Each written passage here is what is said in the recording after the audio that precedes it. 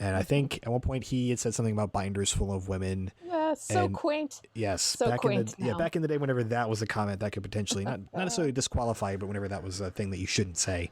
Hey there, welcome to In Sickness and in Health, a podcast about our bodies and issues that intersect with chronic illness, disability, healthcare, and mortality. My name is Cara Gale. I'm not a doctor, I'm not a health policy expert. I'm just a person and a patient and a podcaster who just really needs to talk more about this stuff. In this episode, our recurring guest, Christopher Snyder, is back to explain his plan to become the Roman Mars of the patient community. If you're not familiar with who Roman Mars is, he's the host and producer of this incredible podcast called 99% Invisible, which is about all of the unnoticed architecture and design that shape our world. Definitely worth checking out if you haven't heard it before. He's also the founding member of Radiotopia, which is a curated network of these extraordinary producer-driven shows like 99% Invisible, Criminal, The Heart, Song Exploder, which is really great. I mean, they're all great, but I really like that one a lot. And you can find it at radiotopia.fm. So my guest Christopher is also a patient podcaster, and he has actually two podcasts that are worth checking out, one of which is called the Just Talking Podcast, and the other one is called Two Big Topics, and we'll talk a bit about those in this episode. And of course, you can subscribe to any of these shows wherever you get your podcasts.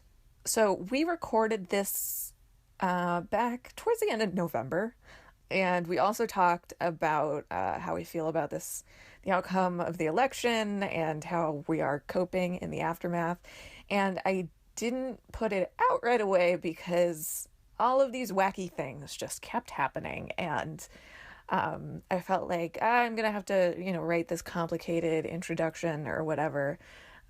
Or like it's not appropriate to put it out right now, or what is going on, which is still happening. So it's a little old, but this week we recorded again and talked a bit about, what's happened in the time that has elapsed and how we're coping still. And you'll hear that episode next week, or maybe the week after if I'm not feeling great. Last week's show was a solo show, just me talking also about the election, which I recorded a few days, maybe a week afterward. So that's pretty raw. I get it if you don't want to hear politics stuff. I usually don't want to, but I've had to talk about it, man, because I'm what the fuck? Yeah. So there's, I guess, going to be more of that on the show in the months and years to come. So the show is probably going to take some weird twists and turns. We're going off-road a bit. I'm not going to carefully write introductions as much anymore just because, I'm still really struggling with cognitive issues and migraines, and it's hard for me to string sentences together when I feel like this. It's going to be a little more loosey-goosey. I'm probably gonna swear a lot more because I'm from New Jersey and that's how I cope with difficult feelings. So I don't know, things are gonna change around here, and the show's gonna change a bit. I think I said this last week, but just in case you didn't listen to that one, which you don't have to, and you don't have to listen to this one either, we get into the politics stuff around. So the politics stuff starts about 20 minutes, maybe 25 minutes in. So if you just want to hear about the binders full of podcasters, that's the first part of the episode. So let's see, what else do I have for you?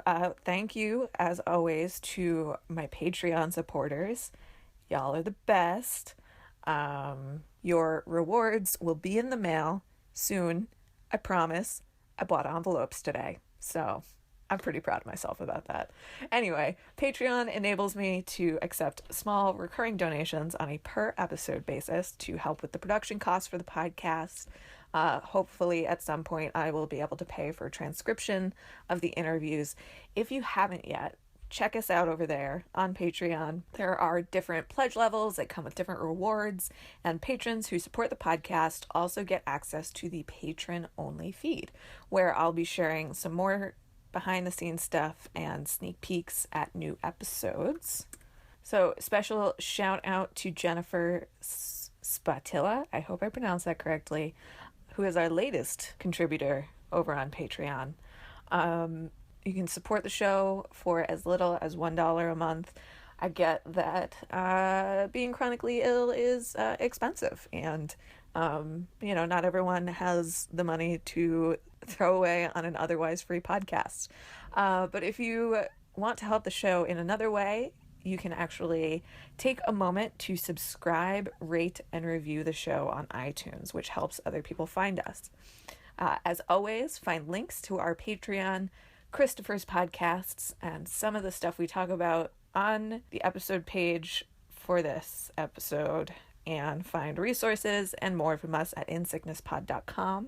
We are on social media at insicknesspod, so be sure to follow us there as well. And this week has seen some developments in, I don't know. I mean, nothing's actually happened yet, but some legislative posturing and symbolic votes and whatnot did happen in the Senate this week with regards to the Affordable Care Act, which you may know as Obamacare.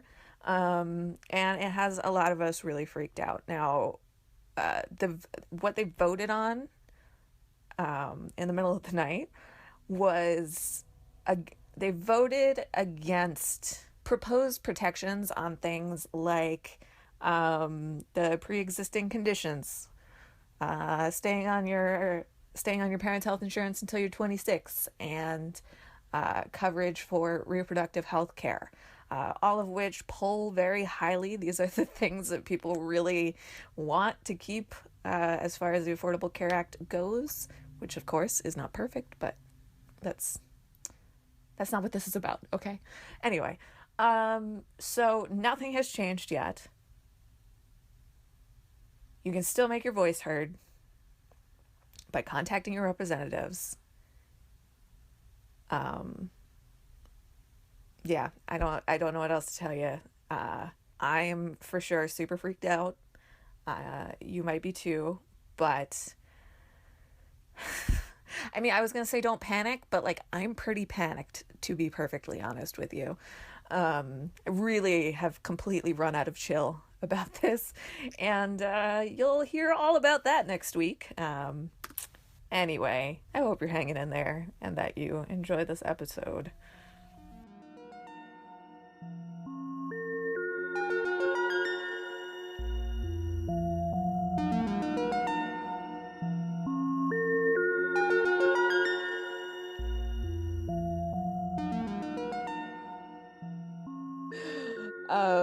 So I was looking at your Twitter bio when I was working on my my last MedX project, and it says that you want to become the Roman Mars of the patient community. What do you mean by that? I'm going to launch a Kickstarter, and people are going to think that they should give me all their money.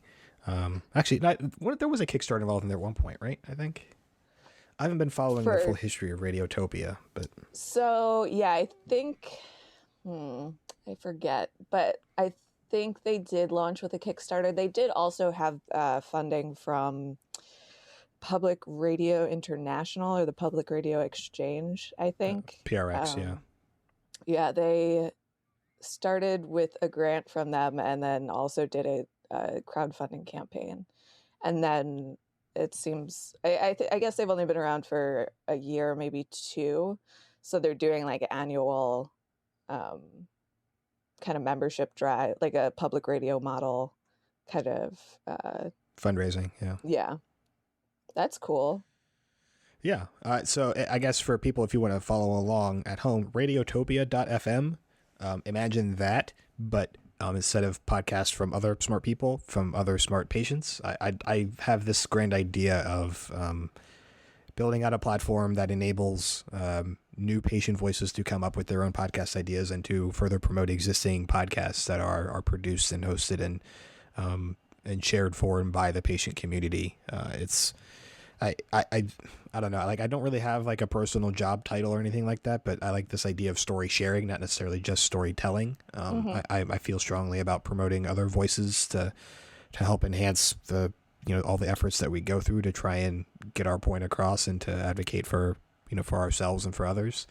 And over the past few years, I've interacted with other people that have come to me asking for my advice on starting a podcast. They've started their own podcast and they wanted me to help, share it, or they want me to come on their podcast to talk about their podcast or whatever. But there are a decent number, not enough, but there are a decent number of patient, focused podcasts out there. And it's not just random podcast that interviews somebody like, for some like NPR piece or something. I'm talking about like what we're doing right now on your podcast, Karen. And I'd like to see more of that happen. And I get the sense that if people had, I get the sense that there are enough people that have an idea for something like that, but they don't know where to start or they're afraid to start.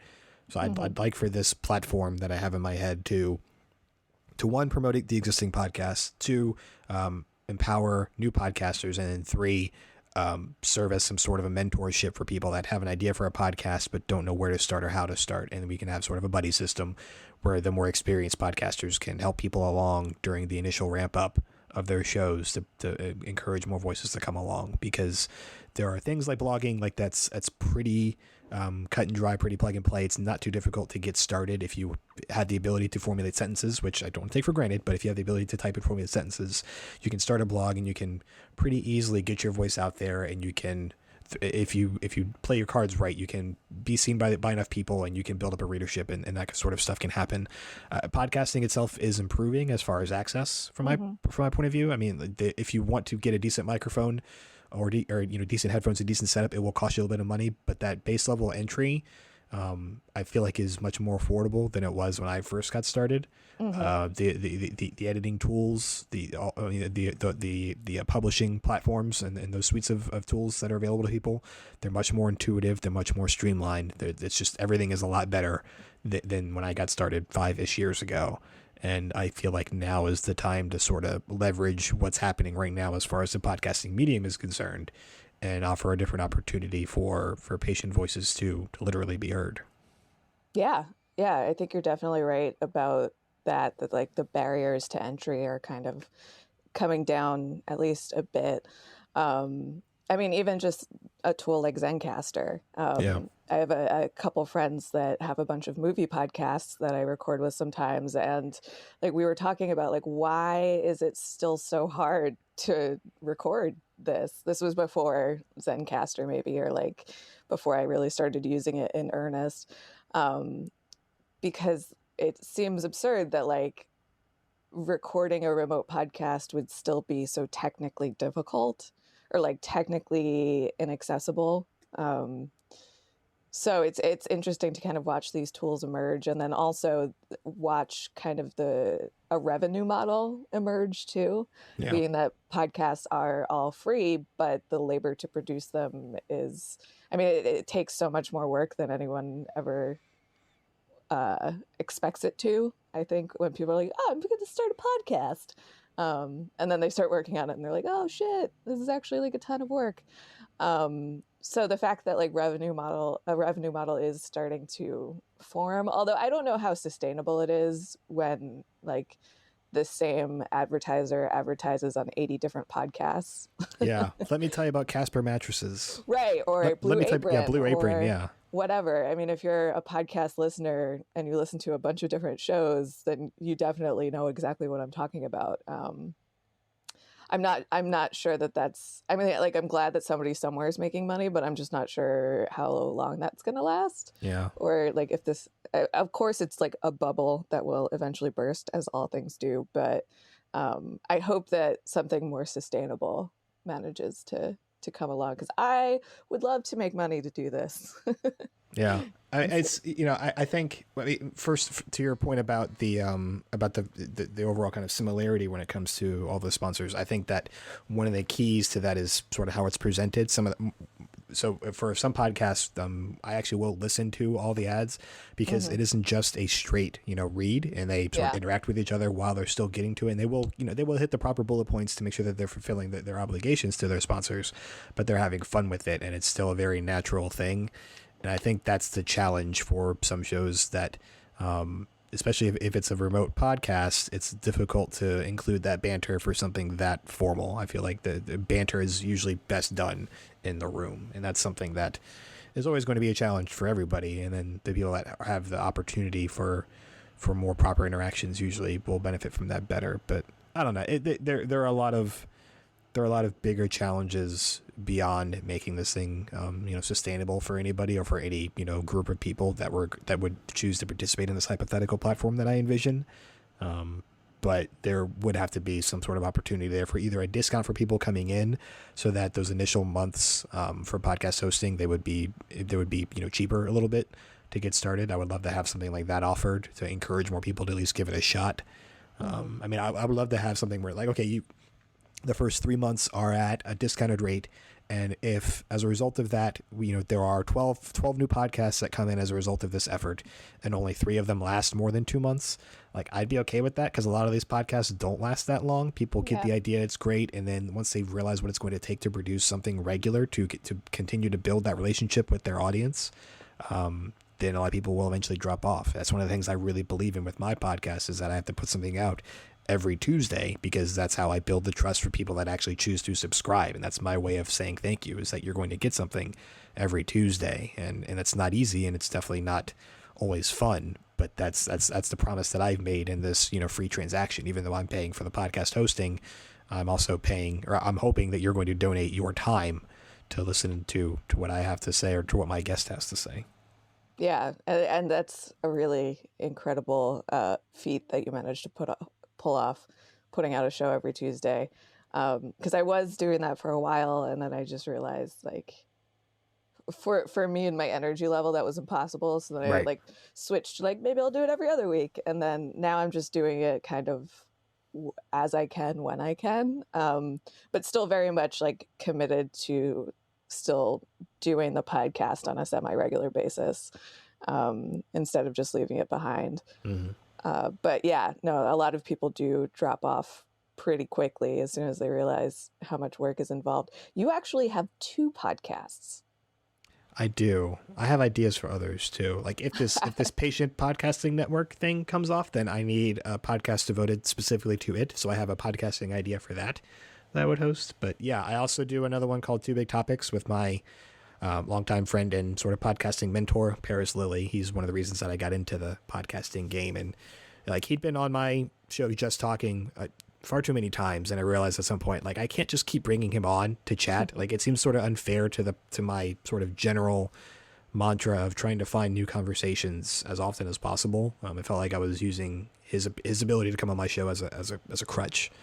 So I was like, we should just start our own thing. He said, yeah, we probably should. And then he didn't necessarily say no. So I started looking up URLs and ideas, and I sent him some text messages like, this is what I have in mind. He said, okay, when do you want to do this? How about monthly? Okay. So yeah, it's an interesting thing. Like, the idea behind Just Talking was that I knew people that had more to them than what they put out on, social media and stuff, because I was talking with people with diabetes and gamers at first, and I knew that there was more to them than that.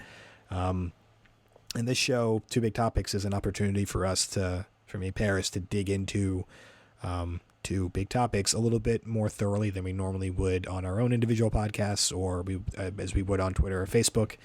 And it's been kind of fun. It's actually been really black for the past couple of weeks. Like, we've been talking about 13th and some Black Lives Matter stuff, and Luke Cage, and somewhere RuPaul's Drag Race, which isn't really black, but like, I bring in some really weird topics. It is just an opportunity to, like, share some additional insights into the oddities that are our lives. But RuPaul's Drag Race is a fantastic show. People should just watch that anyway. Okay. I think I might start that next. I just, toward the end of the election season, and then after the election, I watched all 7 seasons of Buffy the Vampire Slayer, because it was just really cathartic to watch a woman beat up bad guys. And now I have this, like, Buffy shaped hole in my life, so I might move on to Drag Race next. It's pretty great. So I've previously said that Tim Gunn of Project Runway fame is a national treasure for some of the things that he says and does. He's just pretty great. RuPaul is also up there as far as national treasure status is absolutely. concerned. I mean, I haven't watched the show, but I agree with that 100%. Yeah, I like love that. So the thing, this is like we talk about this on Two Big Topics, but one of the things that we get into for RuPaul's Drag Race is that it's not just about the drag, like the performance and the costumes and the makeup itself. It's also about the people behind all this effort. And I mean, after a certain point, whenever there's less time to fill with like the drag portion of the show, they have to sort of transition into telling more personal stories. And that's when you get into a point where people start to explain why they got into drag, or why drag is so empowering for them, or why drag saved their lives from abuse or from persecution or from things like that. And it's not just people that are gay or transgender. It's, these are other people that are just looking for an outlet, and they found it in drag, and that empowered them to really to creatively express themselves in really powerful ways. And there's always been, of the seasons that we've watched, there's always a trademark episode where they bring in sort of a civilian to put in drag in sort of like a pairs competition. And one of the first seasons that we watched, I think it was military men, or like random, I might have just been like random dudes that came in, and they come in, and obviously like part of the initial ploy is like, oh, like here's this weird like kind of yin and yang thing where these people have no idea what's going on, and they're gonna be really uncomfortable. But by the end, through these conversations that through editing that we see, the people that are coming in from the outside get a better understanding for it, where they might have come in and not necessarily been homophobic, but they might not have necessarily known anybody who was openly out. And then through this experience of this reality show, it's a really weird experience, but still, they get a better understanding, and there's a little more empathy that's gained through that. And it might be a little forced, but I still think it's pretty genuine too, in that once you know somebody who's going through some tough times, you better understand the bigger picture out there. And this show is able to accomplish that. And it, like I said, it's a very strange premise, because not everybody knows somebody who's a drag queen, but they do tell some really interesting, powerful stories once you get past the silliness of this is also a reality show. Yeah, that sounds like a delight. It is. All right. After we finish talking, I'm going to start that. If you got Hulu, I think there are 2 seasons of 2 or 3 on there, and there's also some All-Stars stuff. Okay. Yeah, so there's a lot to get into. But yeah, so I back to what we were initially talking about. I don't have a name for this idea yet. I have some ideas for what it could be called. I was looking for like a one-word sort of thing that resembled an amphitheater or a platform or a soapbox or some sort of like broadcasting thing, because those are the ideas that I have in my head about giving patients an opportunity to share their voice in some sort of loudly projecting manner, through maybe like a megaphone or something like that. But I haven't found something, because I want it to be unique, but also want it to be something that people would potentially understand by reading it. So like I don't want to get too out there, which is sort of a challenge, because then you start to look at what URLs are available, and there aren't a lot of .coms out there for what you're looking for, especially for single word stuff. And if you're looking at .fms, those I think are just like by default $90.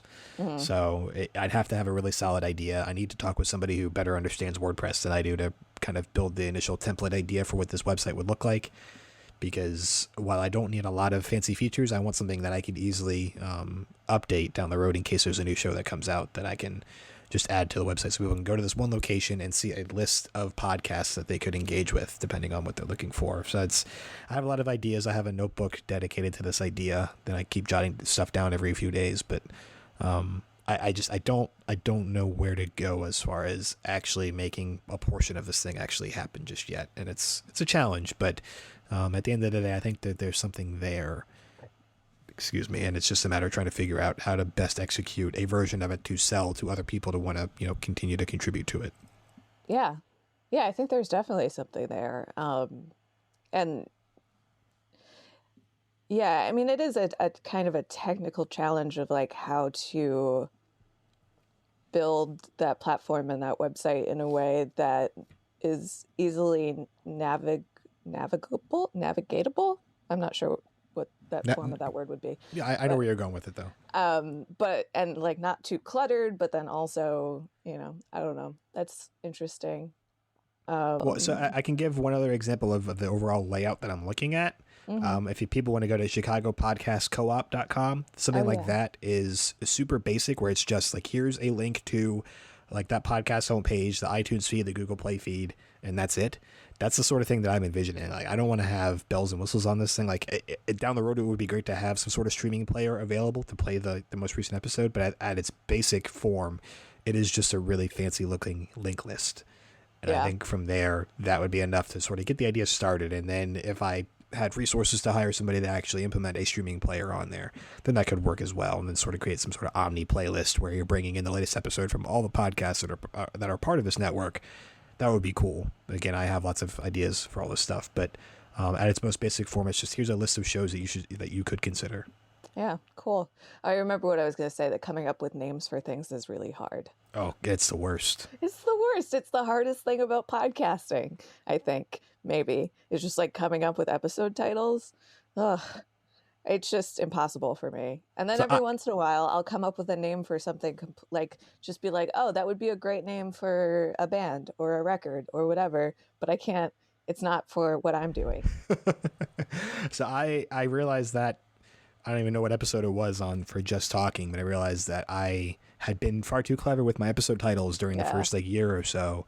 And then I gave up on all that stuff. And now it's just with that person or about this thing. So in theory, it's Just Talking, with Christopher Snyder, Just Talking about the Patient Podcasting Network. And those are all my episode titles. And that makes it much, much easier for me. Like, over the years, you can see that I've put less and less effort into the forward facing portions of my shows.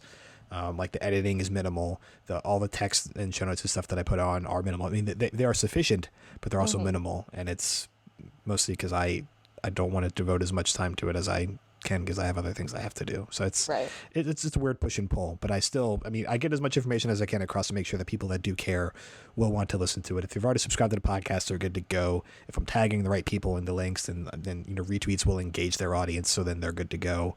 And for anybody else out there, if they find it, then hopefully they'll give it a shot and let me know what they think. Yeah. Yeah. I've been trying to simplify my episode titles for exactly that reason, but even still, it's hard.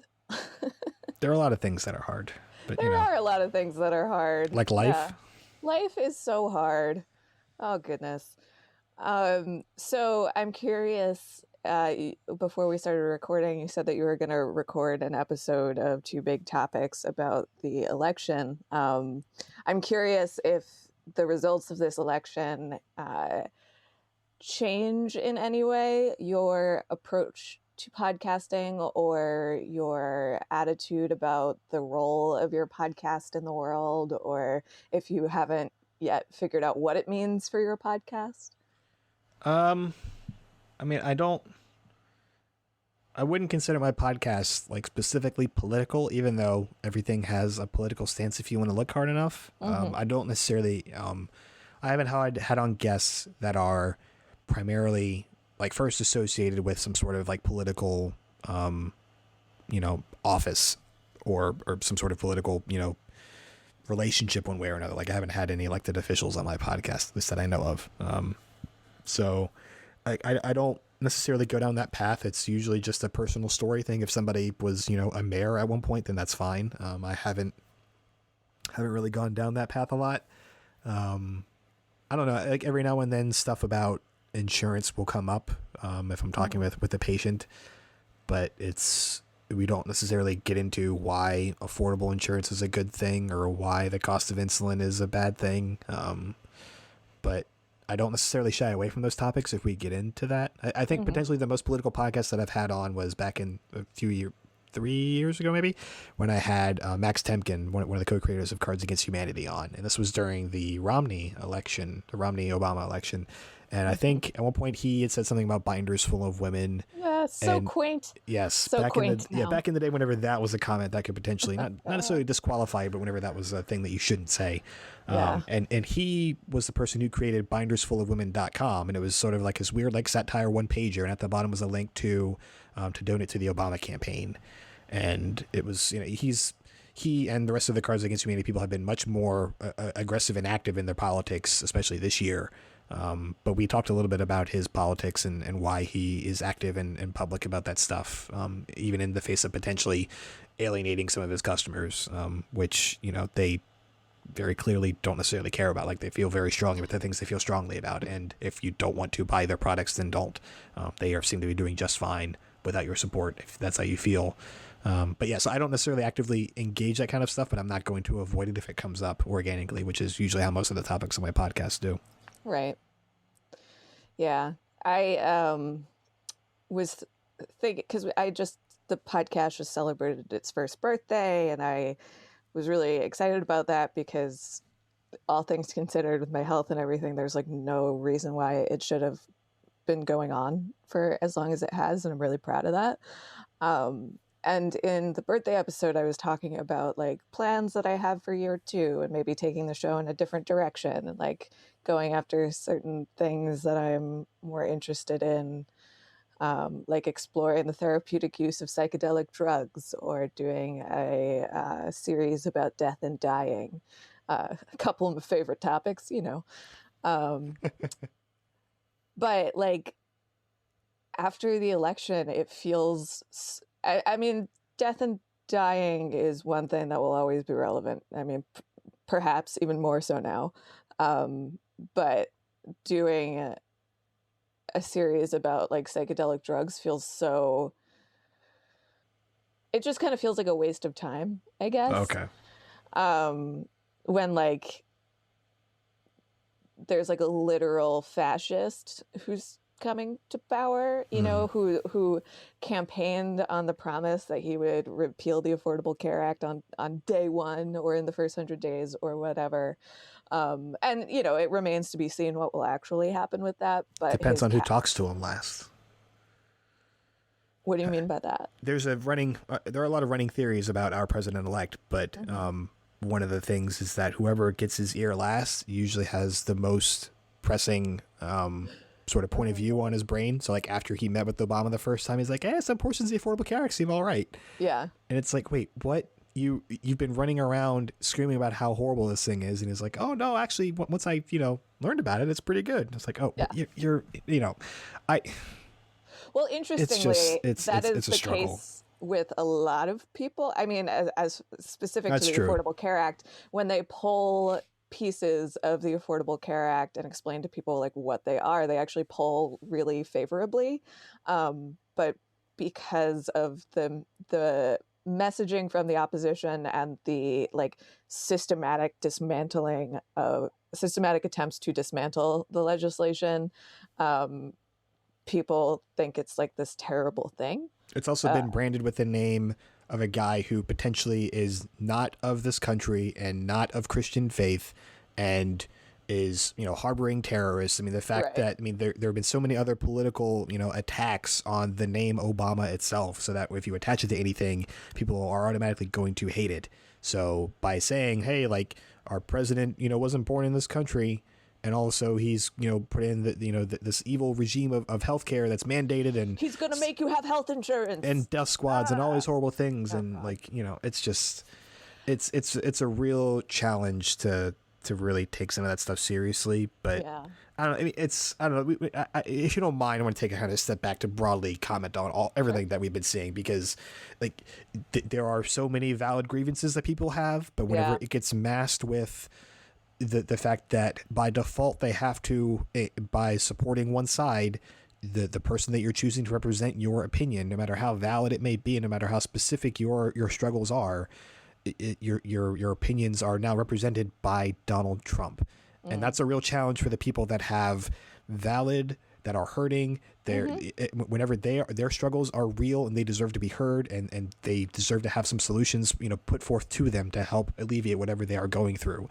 But whenever the person they have voted for, or as a result have elected to represent their perspective, is so far out of the norm, is so far extreme, it makes having a rational conversation so difficult. And that's why you hear all these sort of half jokes, but genuine truths about how challenging Thanksgiving was going to be and how weird this holiday season is going to be. Because when I go to celebrate Christmas with some of my extended family who I know voted for Donald Trump, like I don't know what we're going to talk about. Yeah. Because you can only small talk for so much time. And at some point, especially whenever the alcohol flows for some of these people, like things are going to be said. And it's like, look, like my mom is black, my sister and I are biracial, and you voted for a person who who is appointing people who think that we are not worthy. Black people are not worthy. They, there is so much, and it's like, oh, well, like I didn't vote for, for Steve Bannon to be appointed as chief strategist. Like, no, you voted for a person who is entrusting this person in the same way that Karl Rove was trusted with George W. Bush. And look how good that turned out. Exactly. And it's a real challenge for me to try to have a respectful conversation about some of this stuff, even if I choose to, because of what has been said and what has been done and what has been done in this man's name since the election, even before the election. And it's a real challenge for me to look around and try and figure out what the hell is going on, because like the day after the election, or like, so the night of the election, I couldn't sleep, but I was also afraid to look at my phone. The day after the election, once Hillary had conceded,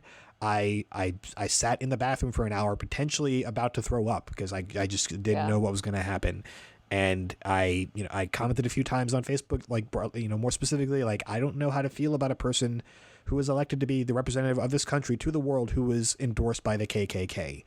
And I don't care if he's disavowed that or however earnestly he may or may not have disavowed that kind of stuff. David Duke is out there celebrating this. White nationalists are out there celebrating. The KKK is active in celebrating this stuff. And for me specifically, me personally, that's a terrifying thing. I may not, air quote, look as black as other black people out there, but I still feel, I still feel the fear that's out there as a result of all this stuff. Yeah. And it's a really challenging thing for me to face. And that doesn't even touch any of the other things that are happening, right? Like I'm a straight dude who's married, and I'm going to be okay. And but for anybody that is outside of any kind of norm that might be established by society, they're all in trouble and they're all afraid for their lives. And it's so frightening to think that half the country thinks this way. And I don't know. I don't know. I know. I feel very much the same way. I mean, I don't know if this will make anyone feel better, but it's technically not half the country, because half the country actually did not vote, which a lot of people are blaming on voter apathy and stuff like that, which certainly plays a role. However, this is the first presidential election since the Voting Rights Act was struck down by the Supreme Court. And as a result, a lot of voters who would not have voted for Donald Trump, who would have voted differently, maybe not for Hillary, but definitely not for Donald Trump, were disenfranchised from voting. Yep. So half of the people who voted for this guy, which is disgusting and really sucks. But at the same time, there's like just so much more going on. And in the first couple weeks after the election, I was very much in the same boat of just being terrified. And I mean, I still get really nauseated every time I have like one of two reactions every time I think about the fact that Donald Trump is going to be president, one of which is to just laugh hysterically, because my body doesn't know what else to do with all of that nervous energy, or to just become really nauseated. Sometimes it's this gross combination of both of those things. But I know that my in-laws are Republicans. Like that's just who they are, and that's fine. And so I knew that they voted for him because they couldn't possibly have voted for Hillary after kind of the 20 years worth of anti-Hillary propaganda that's been kind of shoved down their throats. And don't get me wrong, like she's a problematic candidate, but like all politicians are. And I think that a large portion of the push against her did have to do with her gender, but also a lot of other things. But, I definitely don't doubt the fact that she being a woman had a lot to do with this. But I just I couldn't even see them. We live in the same house. They live upstairs and we live in a basement apartment. And I couldn't even go upstairs and talk to them, because I had that same feeling of like, oh my God, what are we going to talk about? And I felt so personally hurt knowing that they cast their vote in such a way. And then I guess as time has gone on, and kind of watching this back and forth on the internet of, you know, you're the reason that the world is going to hell. No, you're the reason. No, you're the reason. I think us getting upset with each other over who we voted for is a big fat distraction from the fact that, like, our president-elect is appointing literal neo-Nazis to his cabinet and a variety of other things, you know, like there's just so much wrong that it's almost impossible to even like wrap your head around like what are we supposed to be focusing on? How are we supposed to be dealing with this? As much as I would have liked to have a Thanksgiving conversation about racial justice and, you know, maybe not letting neo-Nazis take over the country, ultimately we decided that we were just going to kind of keep our mouths shut. And thankfully, the rest of his family did too. And we actually had a really nice Thanksgiving. Huh. It is possible to not talk about it. But at the same time, there's a part of me that's like, that wants to like rip my skin off and scream and be like, what the fuck? Because this is so insane. This is just downright bananas what has happened. And like as a student of history and a student of media studies and a student of dystopian fiction and a student of reality, I would hope. And a student of reality, absolutely. This is horrifying. I wasn't as shocked as I think a lot of my peers were, and a lot of other people in the country that cast their vote for people other than Donald Trump. Because the whole time I was like, until I see Hillary get inaugurated, like I'm not gonna believe that this is real, that this is happening. Like I lived through the 2000 election and I saw how that shook out and how that was like a nightmare. So even before the election, I was kind of like, I have a feeling this isn't going to be quite as simple as we elect our first female president and then we all celebrate and go home. And unfortunately, I was right. Now, even since the election, it's been about 3 weeks, I guess, 3, maybe 4 weeks. Now, just like over Thanksgiving weekend, they might actually be conducting a recount, at least in Wisconsin, or an audit or whatever. We have no idea what's happening. So like Jill Stein's raised like $1 billion to try and which do is something, just ultimately bizarre of all people. There's so much bizarre that's happening, but yeah. I think that the other weird sort of thing for me, among the thousands of weird is social media, and I'm still wrapping my head around. And I think that's one of the things I'm going to focus on for the two big topics is the idea of the echo chamber. Mm-hmm. So like I appreciate some of the stuff that John Oliver does. I think Samantha Bee has done some really cutting and fantastic segments. Yeah. But I was also one of those people who was sort of secretly, like I was actually publicly posting it, but I kind of wanted Jon Stewart to come back.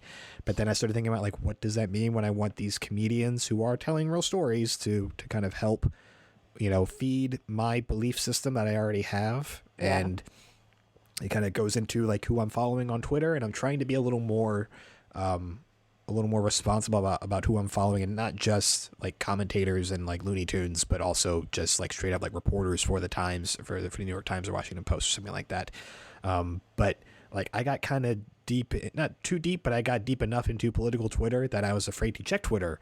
Mm-hmm. And now it's at the point where I feel like the healthy thing for me to do is to unfollow some of these folks. Yeah. But I know that there's so much going on, and I feel like I need to pay attention to what's happening, just so I'm aware of the insanity, so I can, you know, potentially be prepared for some of this stuff that I don't want to unfollow some of it. But I don't think it's unhealthy yet, because I'm not necessarily just sitting on my phone all day refreshing my feed, but whenever I do log on to Twitter, you know, especially for the people that are putting out like tweet storms and stuff, there's a lot to go through, and because there's so much to keep up with, because so much is happening, it's potentially unhealthy, and I don't know what to do about that, because like I said, I'm afraid to back away from it, because this stuff is still going to happen without me paying attention to it, right? Mm-hmm. So how do you try to healthily keep up with that stuff Yeah. without risking the burnout. And that sort of taps into some, like, as far as like patient advocacy is concerned, right? Because you can be a patient advocate for as long as you want,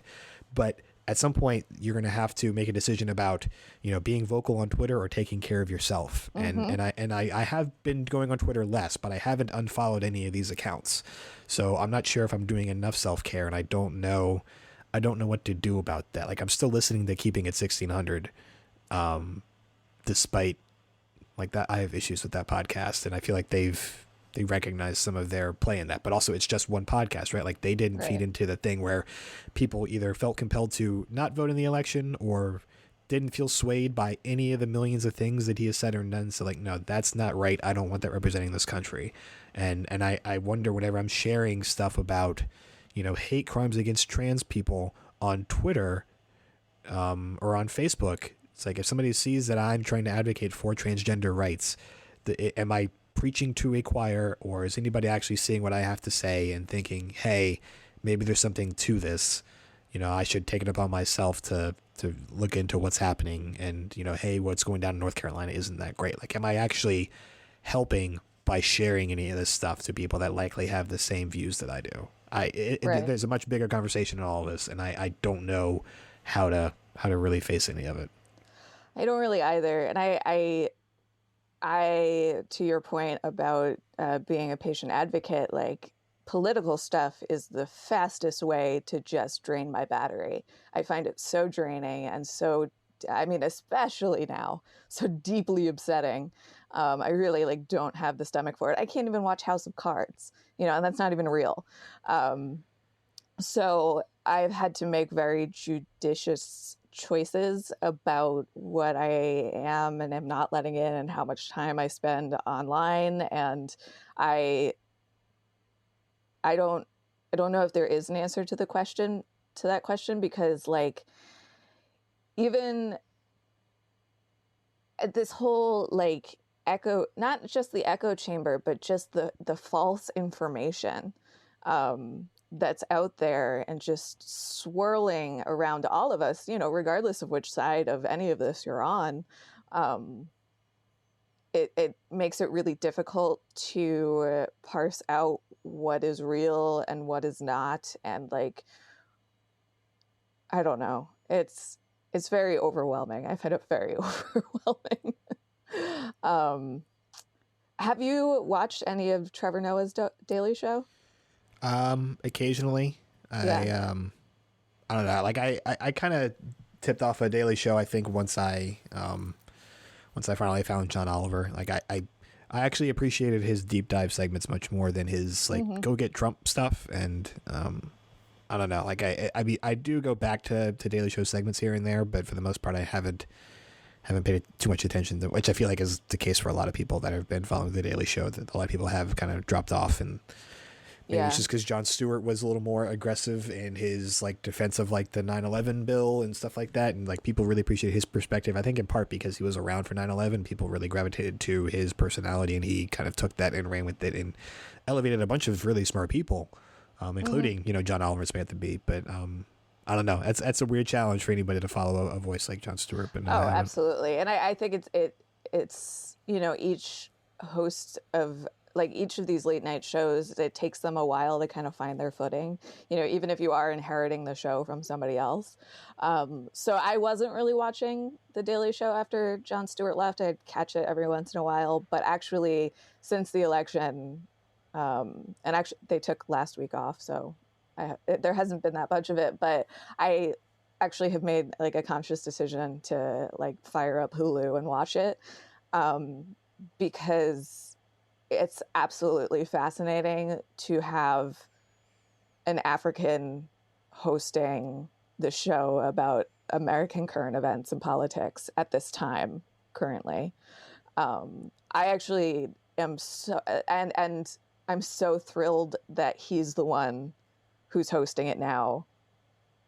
Well, I mean, as much as I miss Jon Stewart and think that he would, certainly do a wonderful job with this, it's really important, I think, to not only get an international view on what's going on, or an international, like, lens on what's going on, but the fact that he is from Africa and has this background of observing like African dictators in their natural habitat, has been a really valuable perspective on this election, because Donald Trump acts so much like, you know, one of these wacky dictators. And so I think, of course, those who do not pay attention to history are doomed to repeat it and yada, yada, yada. But we're especially bad at that in the United States. So having somebody who is not from here, who is able to say like, hey, I've seen this before, I know how this ends, and like we need to be doing something about this, has actually been like really comforting to me. That like, I don't know if I articulated that very well. Well, yeah, no, I mean, I think it's that particular outsider perspective, like people that come on, like for example, John Oliver, I keep going back to him, but I mean, I feel like he is still presenting his stuff not entirely from like a British perspective, whereas Trevor Noah is very much including his specific personal background in a lot of his approach and some of the stories that he's telling and highlighting, saying like, hey, like this is how I'm seeing it from a person who, you know, recently came to this country, who had recently dealt with some really serious stuff in my home country. And it's kind of startling to see it's startling to see the similarities, considering how highly Americans think of themselves. Yeah. And it's kind of a challenge. There's also an American goldfinch on a tree branch right outside my window right now. Oh, yeah, it's really tiny too. It's New Jersey's state bird. Really? Yeah. Huh. I think. Interesting. Yeah. Shout out to Jersey. Yeah, shout out to New Jersey. Yeah. One thing I must say about this election cycle, there has been so much Chris Christie Schadenfreude that I've really enjoyed a lot, because he's just been humiliated over and over again. And I don't usually enjoy watching that happen, but as a daughter of New Jersey, I'm really enjoying it. Because he was supposed to be people thought he was going to be Trump's vice president, and then he got passed over for that, and then he was heading his transition team, and he got kicked off of that, and it's just, I cannot stand him, and I'm so happy that he is so deeply unhappy, which is very out of character for me, but I can't stand him. I mean, the craziest thing about Trump, and the fact that I mean, no, it's not the craziest thing. There's so much about this that is just bananas. But especially for those of us who live in like New York and New Jersey, we know who this guy is. He's been around for 30 years. We know who he is. We know that he's a total failure in business. He's a slumlord, and he's a fucking con artist. And like, I cannot believe that anyone that is from here actually voted for him, but they did. And I know that because there's still a Trump sign on my neighbor's lawn on the corner. It started very slowly, like during the primaries. The first thing that I saw was a Trump bumper sticker, non-committally scotch taped into somebody's back window of their car, which I just found hilarious. That was when this was still funny, you know? And then the signs started popping up, and I'm just like, I don't understand how you could possibly think that this guy is gonna do anything at all for you. Like he is looking out for himself always, no matter what. He has fucked over so many small businesses in the tri-state area. My partner's boss got fucked over on a business deal with Donald Trump. They did like a bunch of work for him, and then they never got paid. And like, that is just one of thousands of stories. We know who this guy is. He filed for bankruptcy like 6 times. He ran Atlantic City into the ground. He's not good at business. People think he's good at business. He is not good at business. And not only should the government not work like a business, it can't work like a business. And it's becoming clear that he thought that he could just waltz in there and do whatever he wanted. And like, thankfully, we do have certain checks and balances in place. Although, you know, how many of them are there really going to be whenever the House and the Senate and potentially the Supreme Court? Yeah, I mean, that's where it starts to get really scary. I at the same time though, like, I am not super convinced that Trump will be able to serve his full term, whether it be because he is immediately impeached, because there are 1,000 things that he could be impeached for, or, you know, people Thanks. die in office, you know, like there's all sorts of things that can happen. And the But scariest thing in the world to me is that then Mike Pence will be president. And yes, that's the guy that we have to be, well, him and all the other guys, but like, he's the one that I'm afraid of. I'm not really that afraid of Trump because he doesn't actually believe in anything. He just is going to line his pockets and run away. And he doesn't actually have any beliefs. He doesn't believe anything that he's saying, which doesn't make me feel any better about the fact that he's saying it, but like he doesn't actually believe it. But Mike Pence believes this shit. He believes that you can electrocute gay people until they're not gay again, and that's something that we should do. And like he's gutted reproductive health care in his state of Indiana. That's the guy that we need to be afraid of. And there's really like so many different scenarios that I see that are possibilities that are infinitely more terrifying actually than having Donald Trump in charge. I read a thing about Mike Pence and his response or his shutting down of a needle exchange program in Indiana that directly resulted in spreading of HIV in one county in particular. And it just, there are lots of things to be concerned about. And it's just, we have one specific concrete example of like his specific approach to governing that created a public health crisis. And right. I don't know. It's just like, I think the thing that I keep coming back to in my head is that when people hear freedom of religion, like that's not how you are interpreting that is not what that actually means, Right. people. Yeah. I do not think that means what you think it means. And it just...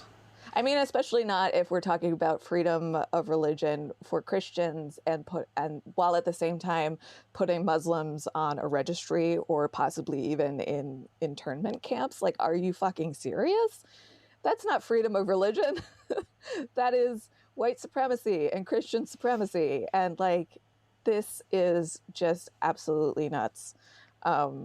Because like all of the what Trump will do stuff is hypothetical. We have no idea what he's going to do because we don't know what he believes in. Right. And we don't know what he will be capable of as far as governance is concerned. But my fear of Mike Pence is based in his proven track record of just absolute horror. Yeah. And it's not like the rest of the people in the cabinet are going to be like, hey, relax, okay? Like, everybody, let's relax. This sounds a little extreme. Like, there are absolute fundamental extremists that are being appointed to the cabinet, and it's just, holy God, it's a disaster. So I think I would like to try and round this out and close it out, not on a positive note, but on just a reminder to be judicious with self-care. That's not just to you, it's also to me and everybody else out there listening. Self-care is very important for your mental health, for your personal health, for your actual health, for your significant other's health, for your pet's health. Self-care is an important thing, so it's okay to turn off the internet every now and then. Like, the news is still going to be there, the world is still going to be in a pretty miserable place, whether or not you're paying attention to it. And yes, it is important to stay woke. But if you need to take a break, please acknowledge that sooner rather than later. And, go pet your cat or walk your dog or go take a nature photo and post it on Instagram. Like, self-care is going to be very important over the next 2, 4, 8, 20, whatever years. Like, this is just the beginning, which is very ominous. I understand, but self-care, that's all I got. Yeah. I mean, and because it can be so easy to get burnt out so quickly when you're so upset about so many things. It's going to be a long haul. We need to stay vigilant. If I can just add just something slightly more positive to end it out on, this election wasn't all doom and gloom. There were a record number of minority women who were elected, only about 4 of them to the Senate and House of Representatives, but that's still a record number. Oregon has Oregon elected a bisexual woman. She is the first out LGBTQ governor in the United States. So like teeny tiny bits of progress here and there. And hold on to your butts and hope for the best, I guess. I don't know. Something like that, yeah. Yeah. And maybe watch RuPaul's Drag Race and or Buffy the Vampire Slayer. RuPaul's Drag Race, yes. Well, Christopher, thank you for joining me again on In Sickness and in Health. Not a problem. Where can people find you and all of your podcasting endeavors? JustTalkingPodcast.com, twobigtopics.com, on Twitter at @Iam_Spartacus. I'm usually pretty good about putting out links there, but I'm putting out political stuff, so if you want to know how I feel about things, then be warned. But I guess that's the case for the internet. But yeah, Twitter's usually the best place to go, and then from there I link out to all my other stuff. All right, cool. Well, thank you. Thank you. And thank you for listening to In Sickness and in Health. Thanks to my patrons over on Patreon. If you can, please take a moment to subscribe, rate, and review us on iTunes. Or just subscribe, or just rate. You don't necessarily have to write a review, but you can. Because that sort of stuff helps other people find the show. And as always, find links to our Patreon, Christopher's podcasts, and some of the stuff we talk about on the episode page. Find links and more from us at insicknesspod.com. We are on social media at insicknesspod, so be sure to follow us there as well. And especially now, don't forget to be excellent to yourselves and each other, even if you're really mad at the other person for who they voted for. I love you. Goodbye.